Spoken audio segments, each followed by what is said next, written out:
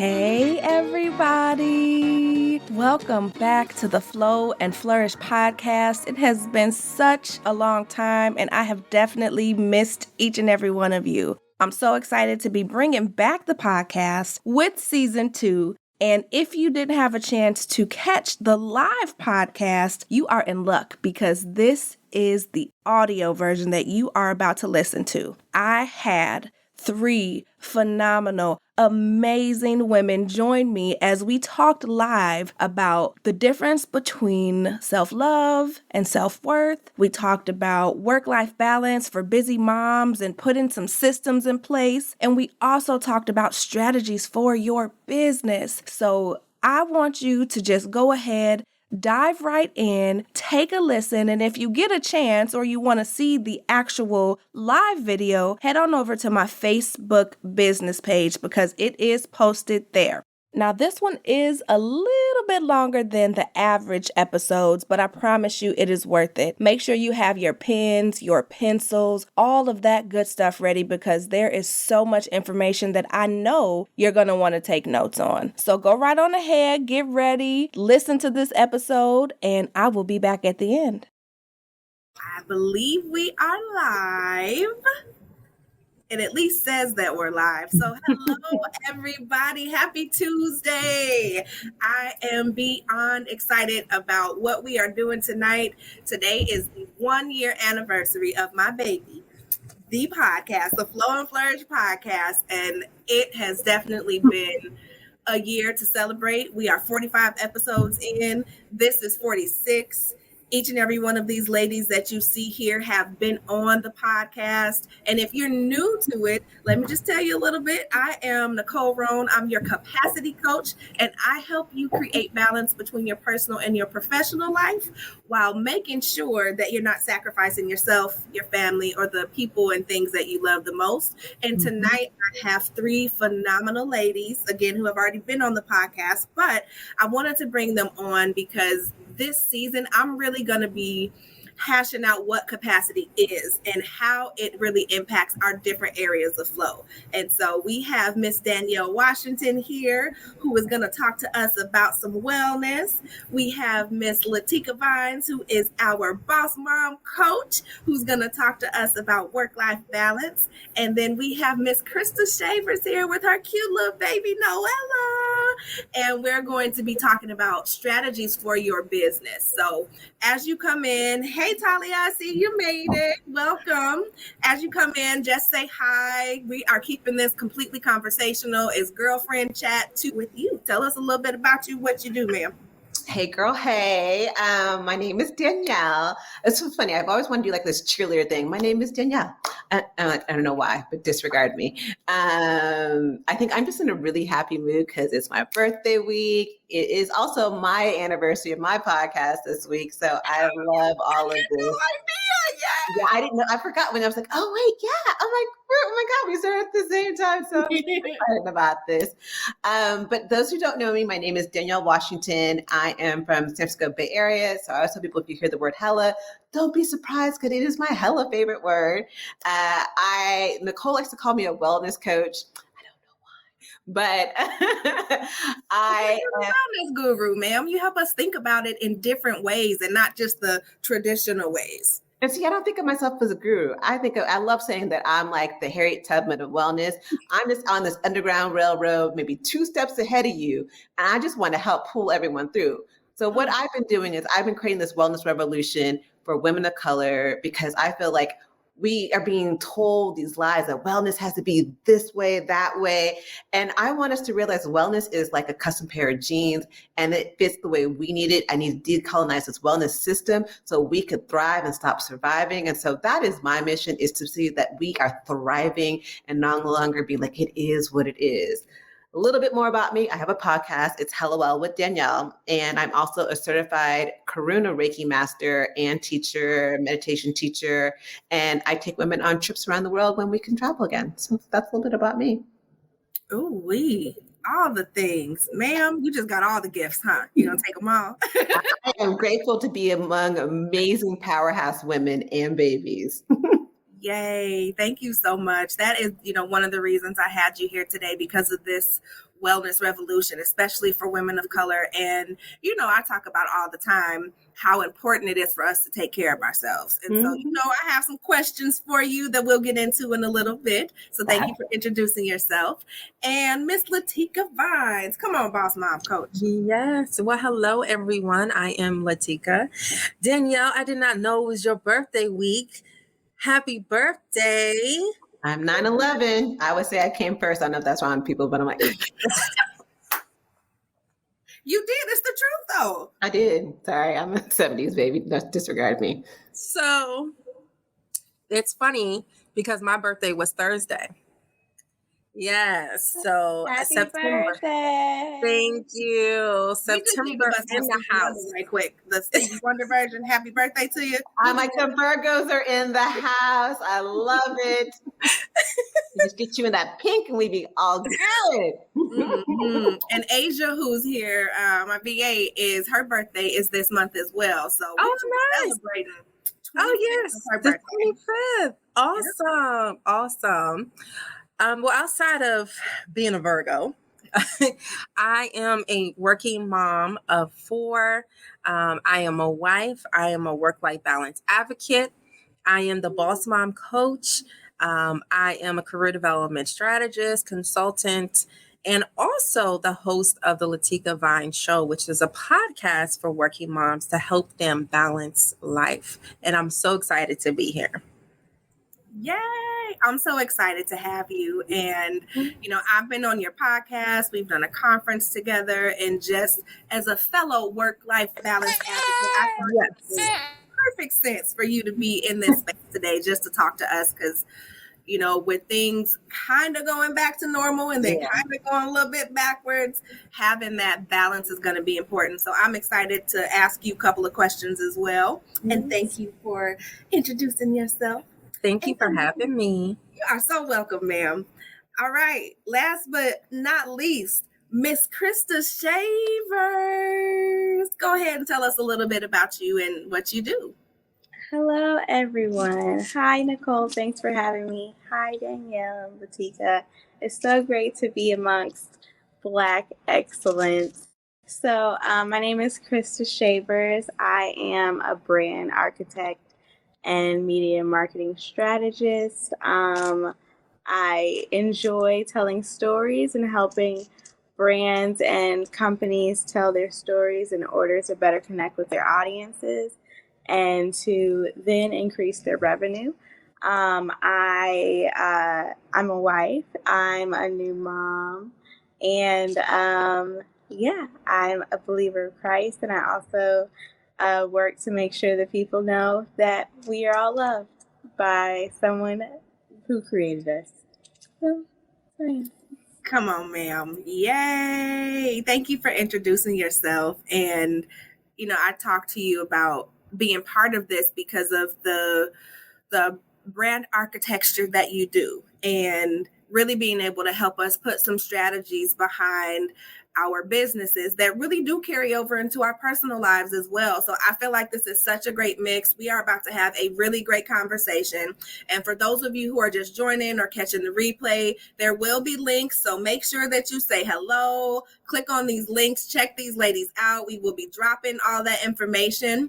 But for now, I want to go ahead and get started and ask some of these questions. And you ladies, if you have questions throughout this show, please drop them. This is such a prime opportunity to really ask all of us the questions that you have as we get ready to go into the last quarter of the year, trying to get our lives right for 2022.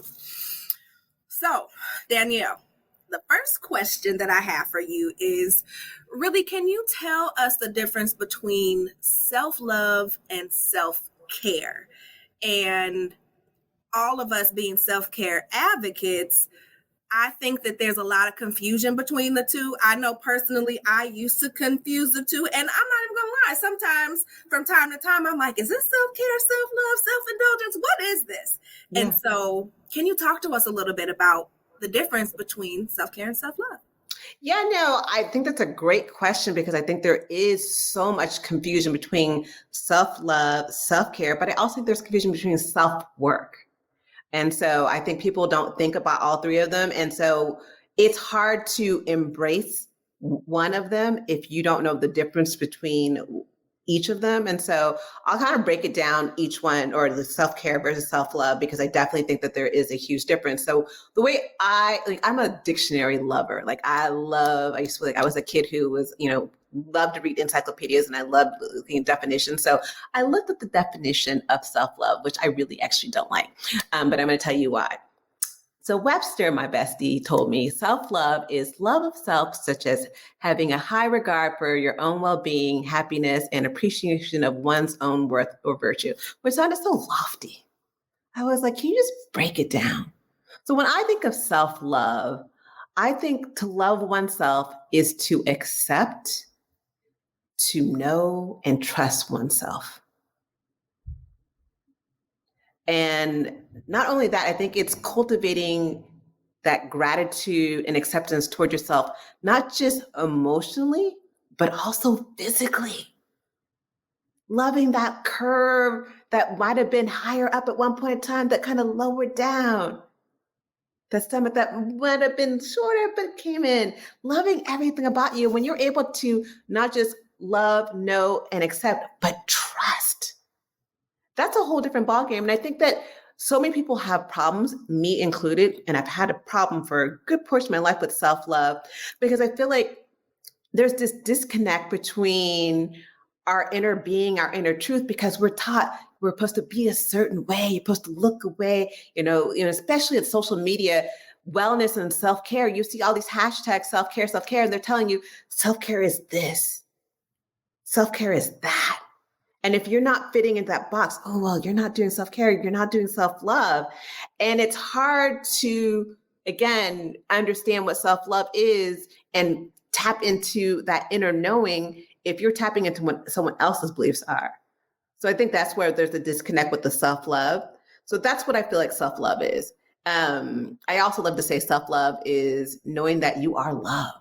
That's the woo-woo in me. That you are, not that you are loved, but that you are love. And if you're loved, you're worthy, because you are just pure, the essence of love. So self-care. Self-care, I consider that like the maintenance or kind of the taking care of, your well-being, your body, your mind, your soul. It's the nourishing and refueling. I also love analogies. So if you think about it, I love wine. So you're at a bar or a restaurant, your wine glass is empty. Self-care is that waiter who comes and tops you off just because. He's nourishing your joy of wanting that. And so if you want to kind of break it down, so self-love is more of a feeling and thought, whereas self-care is the action behind that. And then you add in self-work. So self-work and self-care, I think, get mixed up a lot because I think people mix the two. So self-work is the act of trying to improve so you can get to the place that you want to be. You can have self-love without self-care. You can have self-work without self-care. You can have all of them differently.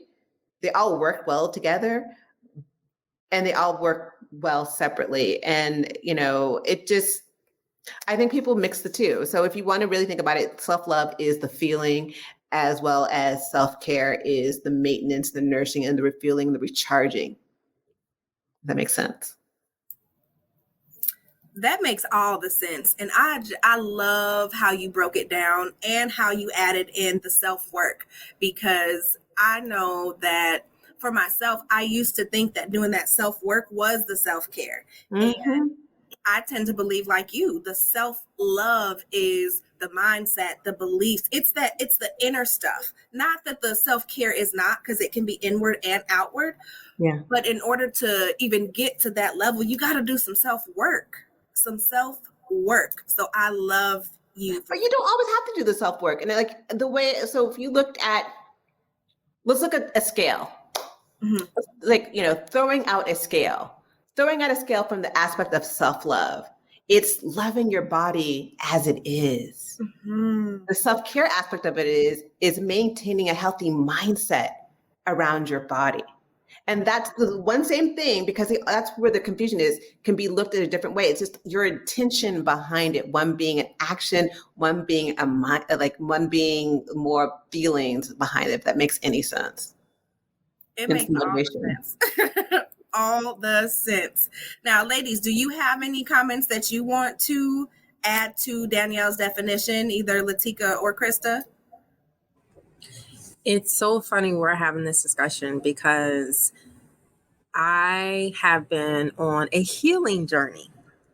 And, when you talk about self-care and self-love, my self-love, me being able to love me and all of my flaws, all of my baggage, my hiccups and hangups, I had to go through this journey of healing. And when I began to journal and read and pray and everything else, I realized that I'm okay. I'm an okay human being. And I love who I am. I don't have to pretend to be this person or pretend that everything is okay. I can love what's not okay about me. Talking about the hips not being where they're supposed to be. How about you Not breastfeeding? supposed to be there where they are. There's no supposed to be. Well, where they are, where they were. But I breastfed 4 kids. And let me tell you, stuff's not where it was when I was 19 years old. Okay. But I've learned to love every piece of what I have. And it's interesting because I was listening to a sermon this morning, and the pastor was saying that, when you have scars, or maybe things are sagging, or maybe you have stretch marks, or maybe you have birthmarks, or Mongolian marks, we have to love those marks. We have to love those scars. Each one of them tells a story of who we are, and we have to love who we are no matter what. So I love what you said, Danielle, and it's right up exactly what I'm doing. Yeah, it's funny. I, for so long, did not love me. I just did not love me. But I wanted to say it was comical, but it's interesting that for so many years, I've been doing self-care, but I wasn't doing self-care. I was doing self-work to get to self-love, which then got me to get into more self-care, and like realizing that I was doing self-care without self-love. I was doing self-work without self-love. And then I was doing all the other ones. And now I'm in a space where they're all kind of coming together so beautifully, like the best super band you ever could have imagined. And I am perfectly imperfect. Yes. I am so okay with that.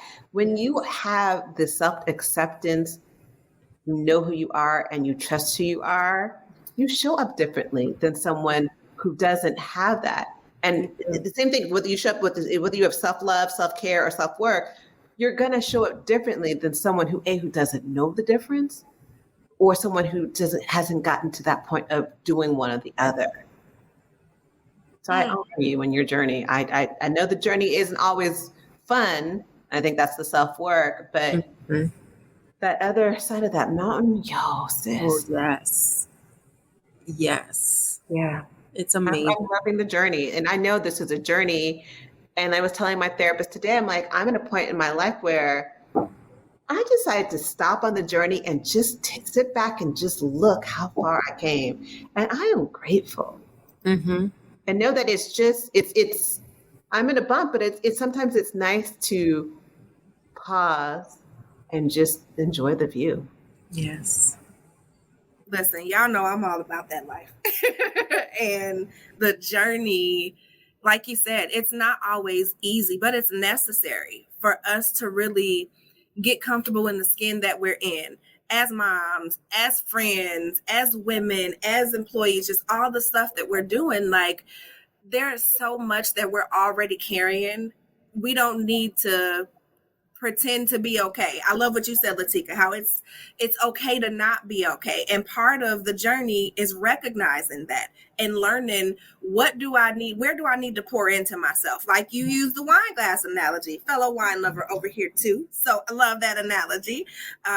Really being able to just to do all three of these things. Like you said, you can do each in different ways, but I absolutely love those definitions and analogies, and want to give Krista a chance if you have anything that you want to add. And if not, that's okay too. So let me know.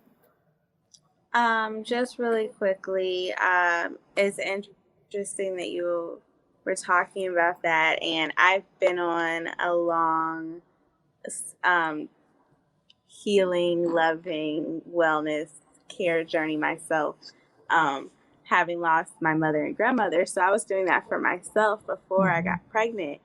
And then I was in that process of, starting that process. And then I found out that I was pregnant with a daughter. And so that journey is even more, now it's like a critical mission for me, because I want to be healthy and whole, and well, hella well. Let's go, Hella. Yes. So that she has that example every day from like the person that she's with the most. I love that. I feel like part of the reason so many of us struggle with self-love is because we watch generation after generation after generation show that love was self-sacrifice, especially Black women. I'm gonna go with the Black and brown women, that self-sacrificing is the way we show love. You aren't loving someone unless you are sacrificing, giving your every last drop and dime until you are begging on the ground in the desert, like, I just need a drop. And us right here doing the healing process to break those generational traumas is real talk of, I love that you're doing that for your daughter. So when she's growing older, she has an example of someone who is not following that I'm just hustling hard, I'm just getting by to do enough, to show that she can be whoever she wants to be and can heal and live wholly. She's so cute. So yeah. Ain't she though? I'm just putting it in the chat because I love you for saying that self-sacrifice is not self-love. And that is what we as women, and especially women of color, have been taught, right? Give your last, put the kids first, do all of those different things. And it's because it's been handed down to us. So I am so glad that you shared that. And Krista, I thank you for sharing your perspective as well, because Krista will come back. As she talked about, losing her mom and grandmother and wanting to break those different cycles for her daughter now. A lot of us, whether we're moms or not, are leading by example and doing that for our nieces, for, our moms, our aunties, our grandmothers, all of them. We're doing all of those things because we want to stress how important it is to unlearn that. So I know we spent a lot of time on self-love and self-care. We can talk about that all day. So I want to get over to Miss Latika. I want to know, what are some ways that moms can shift their mindsets surrounding separating their role as a mother and their identity outside of that? And I ask that because as women, especially when we have children, or even when we get into serious relationships, we lose ourselves. We lose our identity. It could even be throwing ourselves into our work, whether it's at an office or you're an entrepreneur. What are some ways that we can really learn how to shift our mindsets and separate us from the titles? Mm-hmm. I've also gone on this journey. And what happened to me when I did lose myself, if you will, is that I was diagnosed with postpartum depression. And so many of us, there's various reasons why we as moms have postpartum depression. But for me, it was that I was not happy. I was not happy. I was not happy with who I was in the moment. And I had to go to therapy. I, really, and thankfully my doctor gave me time off. She wrote a letter for me to have time off from work, which allowed me to sit. And what I realized was that there was a greater mission in my life than to just sit and do for everybody else. I was constantly putting myself on the back burner. I wouldn't even get my hair done, and that's just a small example, but I wouldn't get my hair done because who was going to watch the kids? Because my husband was doing something with working late or whatsoever, or I wouldn't even just take a day off from work because, oh my God, if I take a day off from work, my house needs to be cleaned, the laundry needs to be done, like something needs to be done in my house. And it wasn't until I was diagnosed with postpartum depression that I realized that God gave me the capacity to do everything that I have to do in my life. Be a mom of four, be a wife, be involved in church, all of that. But He also gave me the capacity to be who He destined for me to be. And I need to tap back into what that is. And so, I had to literally go to God and say, okay, God, I know there's something in me. I know there's something in me. I just don't know how to get it out. And so therapy, of course, praying with Him, but I literally had to go back to what it was that I wanted to do in my life. As little girls, we always said, hey, when I get certain age, I want to have this and I want to have this and I want to have this. We all planned out our lives when we were like 5 years old. What happened? What happened? And circumstances, choices that I made prevented me from doing that. But those choices, whether good or bad consequences, that should never stop me from doing what it is that I'm supposed to do. It should have never stopped me. And so I literally had to stop and really just think about it, envision, what is it that you want me to do, God? And really just understand God created me. He created me with a purpose. He told me that there is a future for me.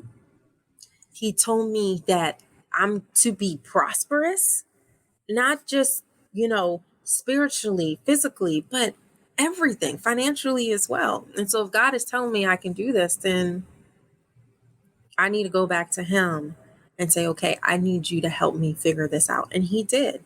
He gave me the tools. He allowed me to go to therapy, which was awesome because therapists give you the tools to, certain questions, certain exercises for you to figure it all out, what's up here, write it out on paper. And so I was able to do that and just understand that there was so much more to me than just being a mom and a wife. And even to this day, I'm still working at that every single day. I am Latika. I'm Latika before I am the wife, before I am the mother, before I am the employee. I am Latika. What does Latika like to do? What color does Latika want to wear today? And I had to really go back to that. And it wasn't until this year that I actually created a personal vision board where I had everything that I envisioned for my life. And it just made me feel so good to see, wow, I'm actually doing something for me. And when you see it, I see it every single day, this vision board, it gives me that push to move forward in that direction of where I want to go and what I see in my vision board. Well, okay. Listen, all of that. And as someone who has worked with you personally, can I just tell you that personal vision board whole process has changed my life and really helped me to get back into with what does Nicole like? What do I not like? Right? Yes. Where do I want to spend my time? Because so many of us are so busy trying to, whether it's climb that corporate ladder, increase our businesses, show up for our friends and our families, we can absolutely get lost in all of that. So that personal vision board. Yeah. Look, I got it. I have the vision board, but I also printed out the papers. It's taped to my bathroom mirror. Yes. There's one taped on the side of my nightstand. I have a picture of it on my phone. That's along with my other stuff, because I need to see it every day and remind myself, hey, like Danielle said, you're worthy. You are loved. You can take a minute and, whether it's taking a nice bath with rose petals and all of those different things. What is it that I like? And so often we forget what we like because we're so busy doing all of the things. And that gives me a good segue into my next question for you. So you talked about shifting our mindset and understanding that we need to tap into the capacity that God gave us to be who he called us to be. Once we've shifted that mindset, what are some ways that women can begin working towards having a successful work-life balance? And I know we talked about this in the podcast, right? Similar to what Danielle said, it's not a one-size-fits-all approach. Yes. And I think that needs to be really clear, because so many people tend to say work-life balance ain't even a real thing. Yes, it is. It's just different for you. So I'll stop talking. Give us some tips on how women can really get to what they may consider a successful work-life balance. Hey, boo in the background. Yeah. So, the first thing is that, we need to stop looking on Instagram and Facebook and TikTok and all the other social media channels out here on what everybody else is doing in life. Because, and it's funny because my husband and I were talking about reality TV. Reality TV is not reality. It is set up. It is staged. Things are planned for. That's not what people do every single day. We cannot lean on other people as our example of, oh, that's what I need to be doing, because you have no idea what's happening in the background. You have no idea if that woman is crying herself to sleep. You have no idea if she is being abused. You have no idea what people are going through. So we have to stop comparing ourselves to other people. I think that's the first thing. The second thing is to give ourselves grace. We have to give ourselves grace. We are imperfect human beings expecting perfection. There's no such thing. There is no such thing. We cannot have unrealistic expectations when it comes to working motherhood. We have to be real with ourselves. We have to be real with our circumstances. And if that means that you can't do it all, you can't do it all. And so the third thing is that we have to delegate. We have to delegate. So if that's calling on your device, I don't want to say the name right now because it will go off, but if that's a device, then you need to call that device and say, hey, you need to order something for me. Instacart, Target, Walmart, Safeway. A lot of these stores allow you to order online through their app and then come to the store and pick it up. All you have to do is pull into the designated parking lot area, put in where you parked, and they will come in and put your stuff in your car. We cannot do it all. We cannot do it all. And so give it to somebody. And one of the things I say all the time is we have to create a system. In system, the acronym, save yourself stress, time, energy, and money. So however you can create a system, delegating anything and everything, having someone to come to your house and clean. If that's the neighbor, that sees you struggling and say, baby, do you need me to do something for you? Yes. Do not be too proud to say, I need someone to help me clean up my house. I need someone to help me to just watch the kids for 5 minutes while I sit in the car. I need someone to help me change. Now we're in the season, the change of season. I need someone to help me change out my kids' closets. With the season change, do not be so proud to not let somebody help you. We are not super women. Karen told us that. Karen told us. I'm not a superwoman. She told us. Y'all help me. But she told us that. And then Fantasia came back just a few years later and redid the song in her own little church way. If you haven't listened to it, you need to listen to it. Nobody else. you need to listen to Fantasia singing Superwoman with Babyface playing keys in the background. Listen to it. Yes. Okay. Fantasia I'm gonna tell thou who shall not be named to play that when we're done. While I add to order the groceries and whatnot. But it's, we cannot be superwomen. We cannot put that label on ourselves, because when we put that label on ourselves, we burn out. We are diagnosed with postpartum depression because we're trying to do everything. We have these unrealistic expectations and we're upset because we can't get anything done. Because we were not supposed to do everything. Just like God saw that Adam couldn't do one simple job by himself and he needed a helper. Don't you think we need a helper too? Whoever it is, we need a helper. We have to delegate things so that we can have that peace, so that we can love ourselves. We have to delegate things, whatever it is, build that system so that you can be okay. Because the last thing we need is another mom to be burnt out, to be overwhelmed, to be stretched past capacity. It is okay for us to ask for help. It is okay. We're not too prideful. We don't have to be too proud to beg. It is okay. And if somebody looks at you crazy because you went to go ask for help, you look back at them like they crazy.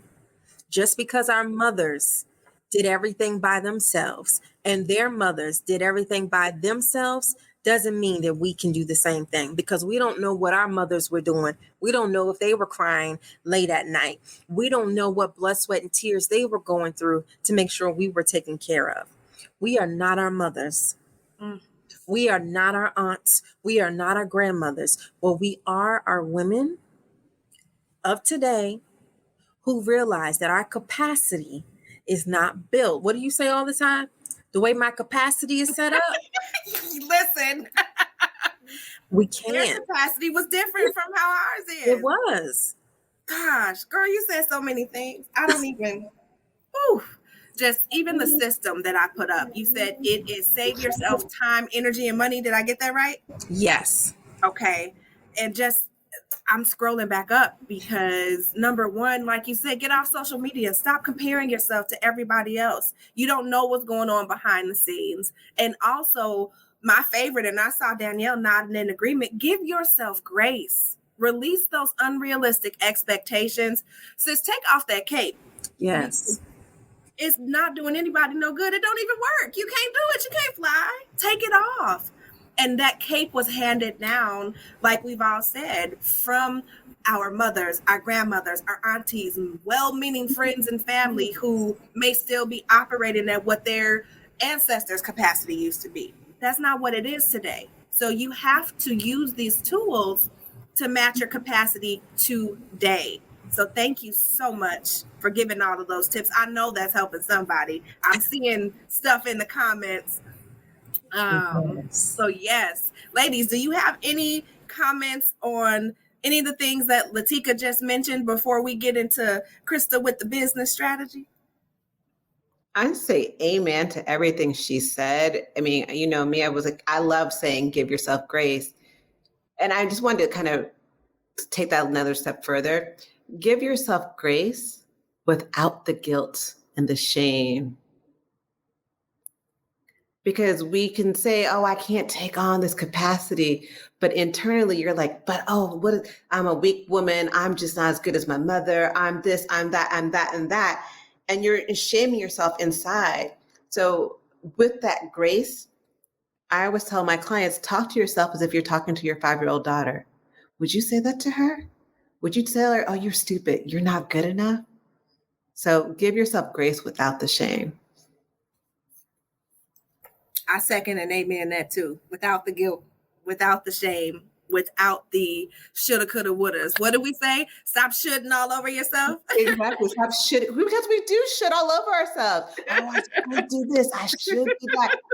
Who is checking you? And who are these people? Like, oh, they're gonna say something like, who? Who are these people? Is there like a committee of people who are like shaders? You know who they are, girl. Y'all know who they are.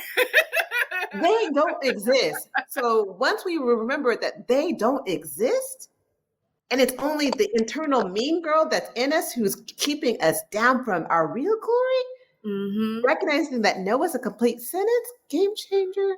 Period. Oh, I love that. Thank you for adding that. I just want to say thank you, Latika. You just super duper blessed me. All of those things are the things that I've been like living through. And, you know, just really identifying who I am and what and where I want to be through all of this, being a new mom, being a new wife, and continuously pivoting in business as I continue to learn and grow. And so, yeah, I just want to say thank you for that. And then I think too, we talk about its weakness to set what's boundaries, or it's people try to say that's weak, but that's really strength, recognizing your limitations, or not even just that, recognizing what you should be doing versus what you shouldn't be doing is a huge strength that if more people had, we'd have a much healthier and productive society. So. Yes. I don't even know what to say after that, but yes, because, you know, I talk about boundaries all the time in the capacity work, because typically when somebody comes to me and says, oh, I am overwhelmed, I'm frustrated, I have no work-life balance, I'm asking, well, what your boundaries look like, babe?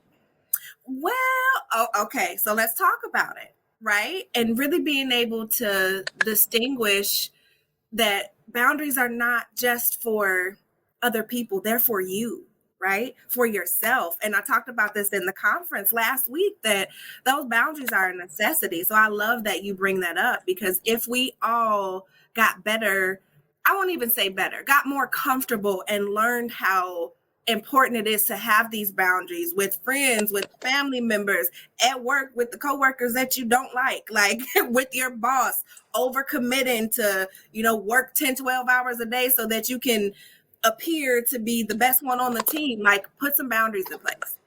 I love it. I know I just went off on a tangent. I know we've been on here for 40 minutes too, so let me get to you, Miss Ma'am. Krista, you mentioned that you are a new mom. And as a new mom, can you talk a little bit about what changes you've had to make when it comes to strategizing for your business?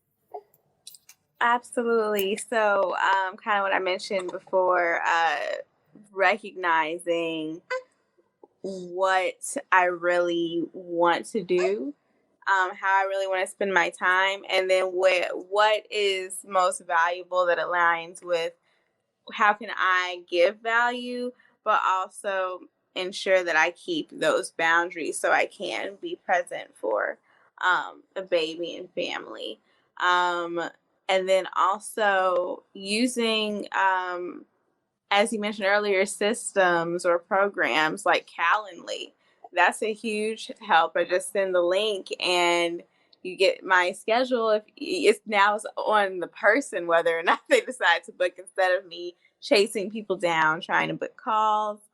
Or I rarely go to the grocery store. I am on Whole Foods or Amazon all the time. All of those things.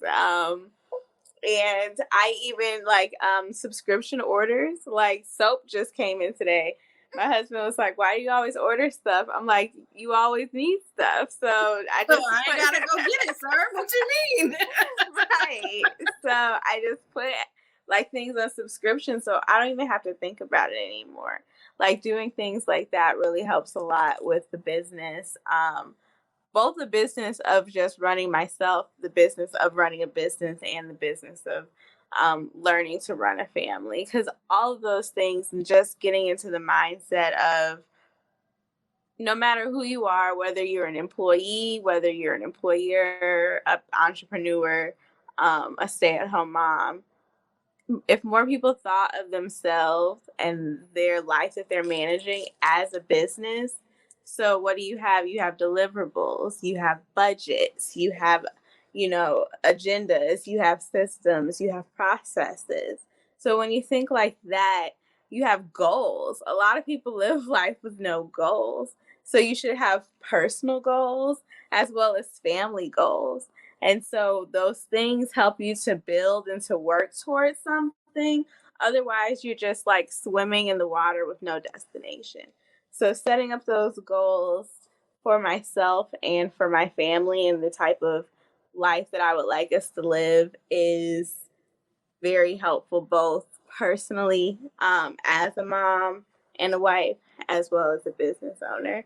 And I will say, me living that life before having babies and getting married, I planned on creating a life that I could work from home and manage my own time and pick and choose who I wanted to work with, like 3 years before I even met my husband.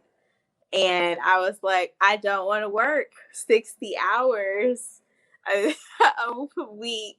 And I count 60 hours when I think of commuting and getting ready. So anytime I'm giving this job, is me working. So if I am working 40 to 50 hours in the office and it takes me 10 hours to commute and it takes me 5 to 10 hours to get ready and get food and all those things just for this job, I count all of that as work. So if I'm spending close to 80 hours a week on this job that doesn't care about me, doesn't pay me accordingly, and I know for a fact that I will not be able to live a life of true attention and involvement in my children's life, that's what really made me decide to make that pivot into figuring out how to live this life that I have now, not even knowing when it was going to come. So I'm very thankful for that. And I would encourage any woman, young woman, no matter your age, if you know you want to have a family, consider how you can live life. And it might still be in your job. Now you can do so many things, and COVID just elevated that transition of giving employers, the workers more power and say and how they show up for work. Yeah. Whew. So good. You said so many things too. Just, I hear you talking about what I do as a capacity coach, literally managing your capacity around where you want to spend your time, what is really important to you, determining the important versus the essential. And I never looked at it, honestly, until you just said it, hey, even the time, yes, I consider the commuting, but not the time that I'm getting ready for work, right? When you look at that, so I'm going to be talking about this at a later date in terms of general capacity. In a week, I calculated it out. We have about 119 hours per week. Think about that. Now, I did subtract sleep for 7 hours. Some of us do a little more, some of us do a little less. Listen to the doctor, whatever you want to do with that. But after you take out sleep, there's 119 hours that you have to do things. And if you are spending 80 of those hours at work or in a role that you're not fulfilled, where you feel undervalued, where you are suffering from imposter syndrome, all of those different things, that's a lot. You ain't got no capacity for nothing else. And so as a mom, I too have had to switch strategies. A lot of people have seen me talking about, okay, I'm managing my capacity this way around when my dad died, but even now, so with Liam being in first grade, this is the first time I've ever been home with a school-age child and been able to get him off of the bus or put him onto the bus. And I've had to rearrange my work schedule completely, even as an entrepreneur, to fit what is valuable, a best use of my time right now. And so I encourage everybody who's listening, like, you know, Krista said, whether you are in corporate or you are an entrepreneur or you're doing a little bit of both, decide how you're going to spend your time. Decide what's the best use and let that be the driving force. And I just love how you planned years in advance, right? That's so important in all of this, whether it is self-care, work-life balance with your business. If you fail to plan, then you plan to fail. And I know that's cliche, but I live by that. Anybody who knows me knows, like, I'm planning out in advance, even for holidays and stuff. Maybe not so much right now because COVID and whatnot, but I'm the one who in January will be like, so what we doing for the 4th of July? Because the way my capacity is set up, look. But it makes a really big difference. And so I thank you for sharing that. Ladies, do you have anything else you want to add to that? Oh, go ahead. I just want to also add, in planning your time and setting up your life in that, I want to also say, and I feel like Black women don't plan your time and what you do in life based off of what other people said you should do because of what you're good at or what you can make a lot of money. Over there, I see it. And I feel like, because I've seen this has happened to me with a lot of like mentors that have decided to take me on. They saw me for this, so then they tried to create my life for how they saw it. And so I was super duper stressed out for like a year during this journey trying to, well, everybody else says I can do this and do that. But then that nobody matters. It's just me and my God and why I was created. So I just wanted to say that for any ambitious, talented, intelligent woman who has a lot of potential. People will try to put their goals and beliefs on you. Don't let them. Just because you're good. Just because you're good at money don't mean you got to be an accountant because they told you to be, boo. Okay? Let the church say amen, okay? Let me tell you, Krista, that was the main reason why I was outside of my job, but with, being diagnosed with postpartum depression, because I was in church and I was the leader of 6 ministries because everyone kept on saying, oh, Sister Vines, you can do this. Sister Vines, you can do that. Your husband's a deacon, so you should be a deacon too. Your husband can preach it, so you need to be a minister too. What? All I'm going to say is pastor's daughter. So. So it's like, everybody's like, oh, you can do this, you can do this, you can do this.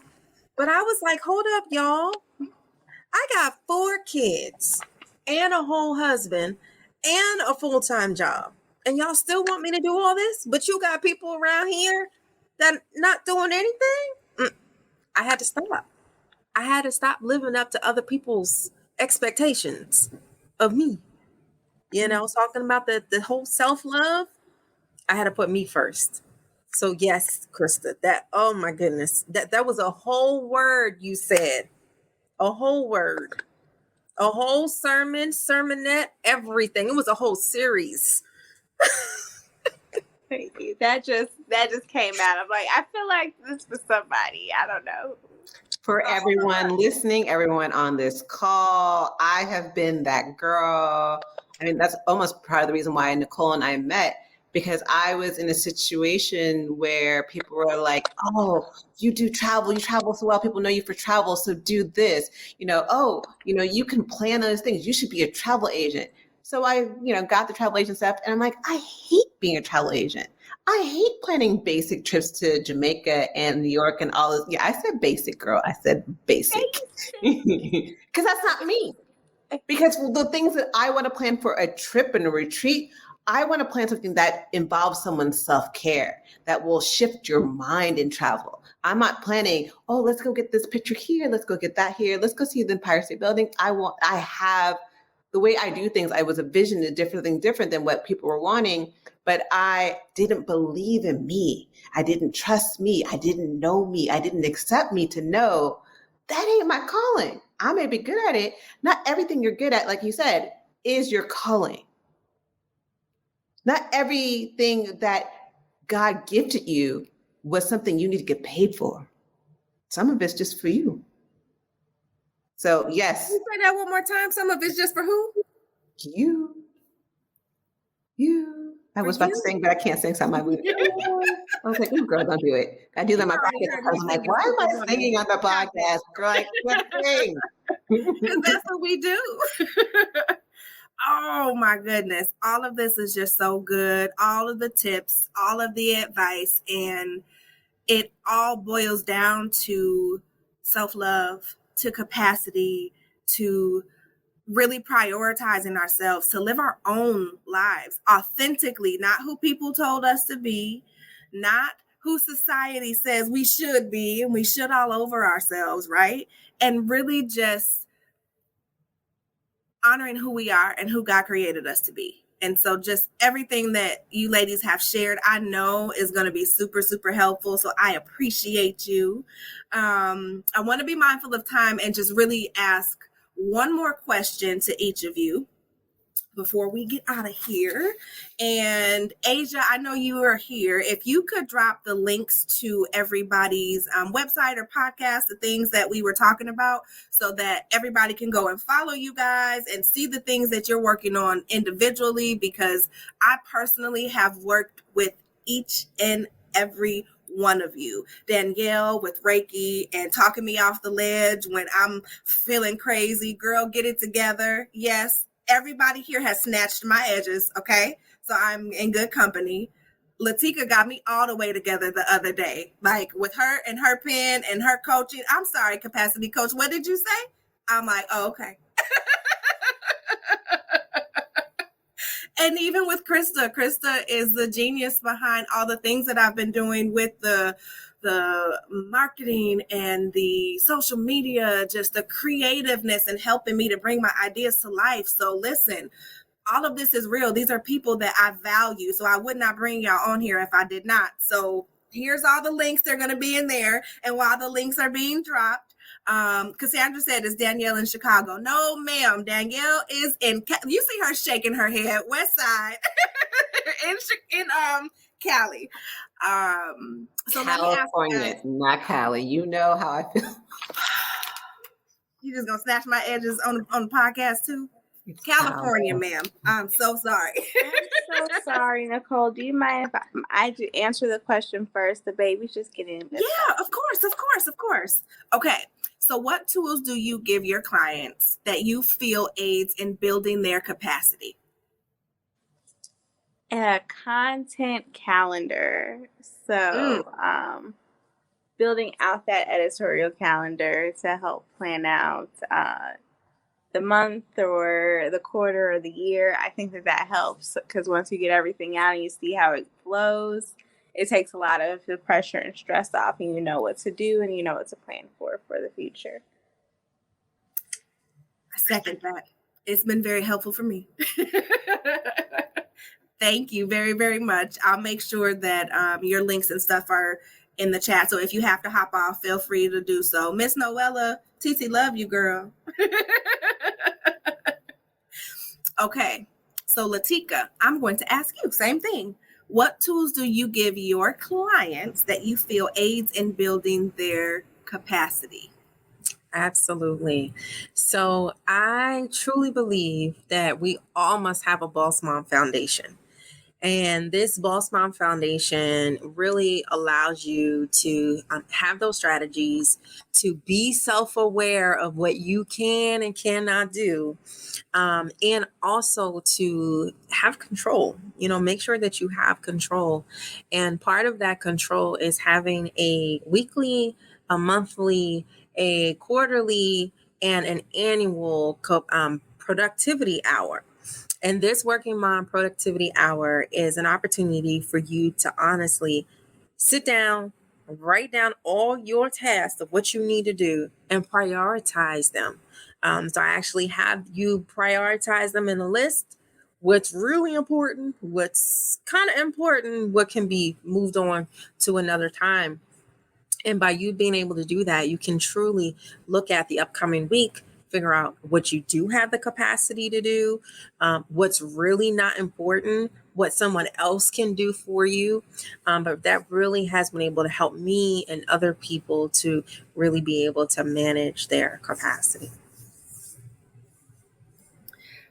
Again, as somebody who's participated in these productivity hours, I cannot tell you how much they help me to increase my own capacity. Because when you look at all the things you got to do and you start plotting them in your calendar and figuring out, I remember often saying, I'm going to do 2 weeks of content this week, this morning, and do this and do that. And I'm like, girl, you do not have the capacity for that. Don't you tell Latika that's what you're doing, because that's not what's happening. And it forces you to be honest with yourself, which is what we've talked about. So I love it. I've put your link up here. It is in the chat. If you want to learn more, please reach out to Miss Latika. And then last but not least, Miss Danielle. I feel like I'm on Family Feud asking the question again. I'm ready. Ready. Okay. Ready. Ready. Good answer. Survey says. So I come at things a completely different way than everyone. That's part of one of my businesses called Rogue Experiences, because I kind of like to go rogue. I feel in the capacity world, it's hella hard to have capacity or get to that capacity if you ain't clear. If your mind and your system ain't clear. And one thing I love about Reiki, so if you aren't sure about what Reiki is a Japanese technique of stress reduction and relaxation. Ever think about it? When you're in the shower, do you ever realize how you have some of the best ideas in the shower? Because you've allowed your mind and your body to relax and get into that state. That's what Reiki is. Reiki, we have all this energy and these blocks and these like things that kind of stagnant energy in our body. Reiki clears that out. So it illuminates the path to where you're trying to go. Without Reiki, I wouldn't have found self-worth and self-love. I won't even lie. It gave me that clarity. It gave me the capacity to realize what I can do, where I'm supposed to go, and how to get there. And it gives me that, when we talked about self-care being that tune-up of our mind, body, and soul, Reiki is that mental tune-up of clearing out those blockages in your body and in your mind so you can be the best to get to that capacity. So how do I do it? I help people with Reiki. I do Reiki. So I do Reiki sessions. I think Cassandra asked, I do Reiki sessions remotely. I love doing Reiki sessions remotely. If Krista was on here, we were kind of talking about that earlier. I did a Reiki session on her. She's in Chicago, and that was when she was pregnant. She didn't tell me she was pregnant. We laughed about that before we got on. I'm still a little bit upset about that. So I'm doing Reiki on her, helping her with things, and I'm feeling different things. And I get to like her stomach. I'm like, yo, is this girl possessed? There's something going on. She's always looked because she wasn't supposed to, she was pregnant. I just didn't know. But like I felt this strong presence, and I was called to give her information about her daughter and all these different things. And so I love that Reiki, sometimes I get messages, sometimes I don't, but it's a gift that I fought for so long that I'm so grateful that I'm able to step into that power so other women can step into theirs. Men too, but I don't really know what men, but yes. That's all I got. I love it. And listen, I know I have your website up here for the podcast, but there are quite a few folks in the chat that said that they want to book with you. So will you tell us how they can book a Reiki session with you? Sure, fly me to the Maldives. I'm joking. It's on the website somewhere. Like there's Reiki sessions there, but you can also DM me or send me an email at Danielle@hellowellwithdanielle.com. But I think the Calendly, I can send you the Calendly link. Okay, and I'll post it in the replay. And okay, yeah. So yeah, no, definitely. My whole goal is I want to bring Reiki to the Black and Brown community. I want us to see it as, and one of the founders of Reiki, she was like, she wants Reiki to be as common as taking aspirin. I agree with her.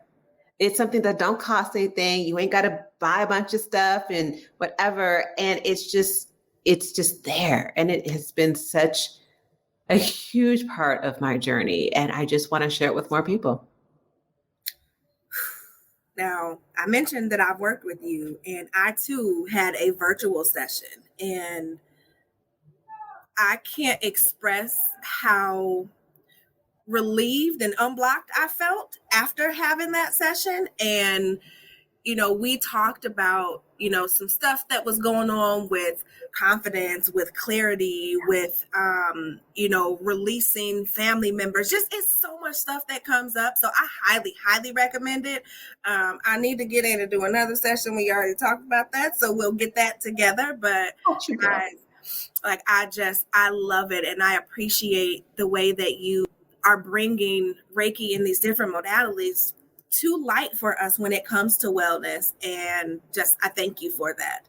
And so I'll say this so we can all hop off of here. I thank each and every one of you for joining me today. And one of the things that I offer in terms of helping clients really manage their capacity and understand what's going on and have a toolkit is my capacity calculator. And I know that each of you have taken it, and it is something that really, again, makes you kind of be honest with yourself and look head on at what are you spending your time on? Are you doing things that are aligned with what you say that you value? Are you practicing self-care? Right? All the things that we talked about today. And so the link is in the chat. I am having complimentary capacity check-ins throughout the month of September. So if you are someone who needs help really figuring out how to practice that self-care, you're trying to create a rhythm between your home and your work life and have all these ideas swirling around in your head, or you just even want to know more about capacity. What is this thing, capacity? Book a complimentary capacity check-in. They're free, 15 minutes. I'm excited to do it. And I want to help us all, flow and flourish like we talked about. Like, the whole point of this podcast is to give women the tools and the resources that we need so that we can show up in excellence, so that we can be good girlfriends, so that we could be good wives, so that we could be good business owners, so that we can take the time that we need and have Danielle fly us half around the world to go do these retreats and whatnot so we can get Reiki. So I need all of us to make sure that at the helm of this is being aware of and managing our capacity, because without capacity, you have no room for anything else to come in. You have no room. So thank you again for being here. This is like the best podcast ever. Thank you for celebrating my 1-year anniversary with me. I am going to make sure that I drop all the links and everything in the replay. I love you ladies dearly and am so just grateful for each. We love you and we're grateful for you. And I'm so glad you're helping people. You're actually doing these capacity calculators and you're doing these capacities, like little mini sessions. You are fire. You are so fire and you are so worthy and you were so needed. And you are lifting up such amazing women to shine, to help other women. So I'm grateful and honored to know you. And I just want to say I'm grateful for you. Thank you. Don't make me cry. Me and you will never part.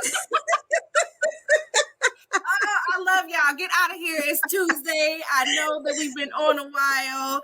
I love you guys just the same. And I love the work that we're doing collectively, because y'all know, I believe when one of us wins, we all win. And so I'm constantly sending people to you guys, and let's continue to do this thing and change the world and break all these chains, ladies.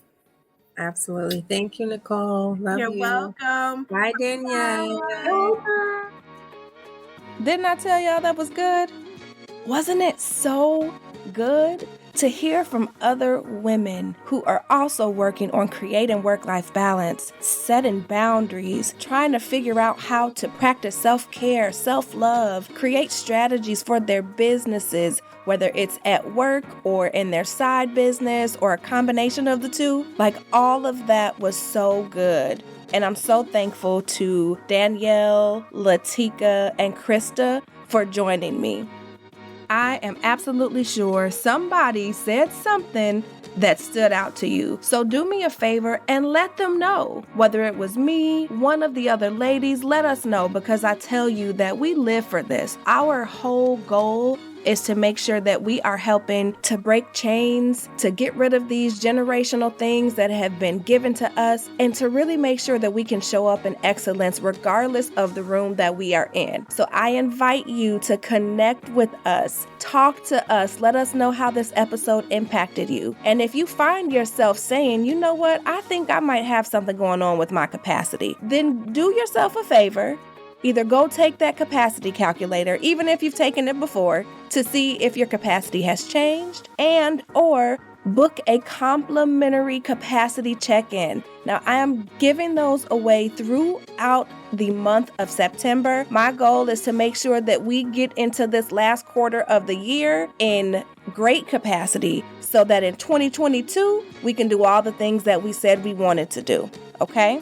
So until then, my sister friends, I am so glad that I'm here to be your capacity coach and to help you really increase your capacity by creating balance between your personal and professional life without ever having to sacrifice yourself, your family, and what matters most to you. I'll talk to you soon.